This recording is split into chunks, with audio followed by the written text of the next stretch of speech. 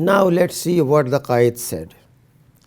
The Quaid said, you are free to go to your temples, you are free to go to your mosque or to any other place of worship in this state of Pakistan. You may belong to any religion or state or creed, and that is nothing to do with the business of the state. As Dr. Javed Iqbal explained, state is not a representative of a sect. Then, as you know, history shows that in England, conditions some time back were much worse than those prevailing in India today.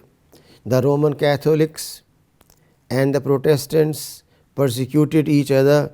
Even now there are some states in existence where there are discriminations made and bars imposed against a particular class.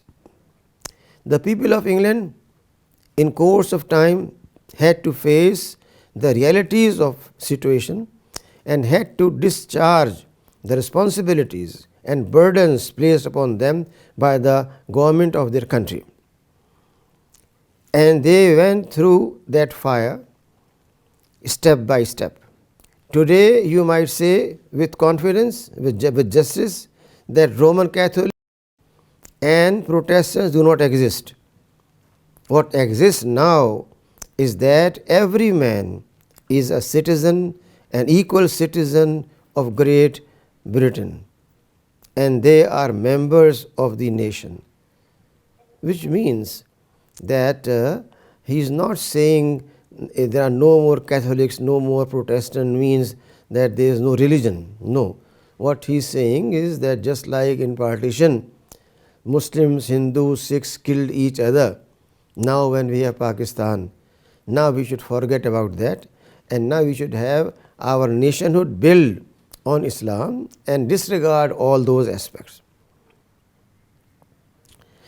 Now I think we should keep that in front of us as our ideal, and you will find that in the course of time Hindus would cease to be Hindus and Muslims would cease to be Muslims, not in the religious sense, because that is personal faith of each other, but in the political sense as citizen of a state. Just as in the UK they are no more categorized as Catholic or Protestant, they are just citizens. Similarly, in Pakistan they will be considered citizen and not just because of their belonging to a faith discrimination. This is what the Quaid said very clearly. Now what is the philosophical foundation of the country?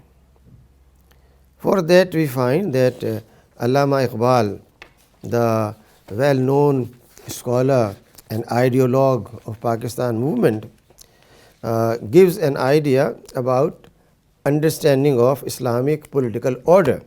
The essence of Tawhid is a working idea, is equality, solidarity and freedom. The state from the Islamic standpoint is an endeavor to transform these principles into space-time forces, an aspiration to realize them in the definite human organization. It is in this sense alone that the state in Islam is a theocracy, which means that there is a full involvement of deen in state, but not theocracy.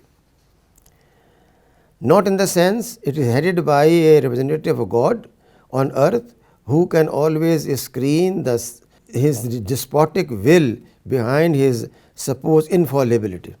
In theocracy, whoever is the ruler from the church is infallible, cannot do any error. He has to give commands and we have to follow it. There is no such concept in Islam. All that is secular is therefore sacred in the roots of its being. There is no such thing as a profane world. Iqbal is telling us that the whole concept of this divide is un-Islamic. State, society, culture cannot be separate from faith. These are manifestations of faith. Therefore, he is saying that all this immensity of matter constitutes a scope for the self-realization of spirit. all is holy ground. As the Prophet so beautifully puts it, the whole of earth is a mosque for me. When the whole of earth is a mosque, then how can we have a parliament which is not as sacred as masjid? There is no difference between the two. The state, according to Islam, is only an effort to realize the spiritual in the human organization. This is what he says in his lecture in Reconstruction of Religious Thought. And similarly, in his Allahabad address, he said very clearly, Islam does not bifurcate the unity of man into an irreconcilable duality of spirit and matter.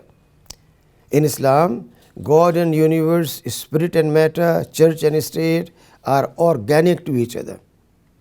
Man is not the citizen of a profane world, to be renounced in the interest of a world of spirit situated elsewhere. To Islam, matter is spirit realizing itself in space and time. He uses some philosophical terms, but he means very simply that there cannot be a divide of sacred and secular, and therefore everything in Islam is sacred, no concept of secularity.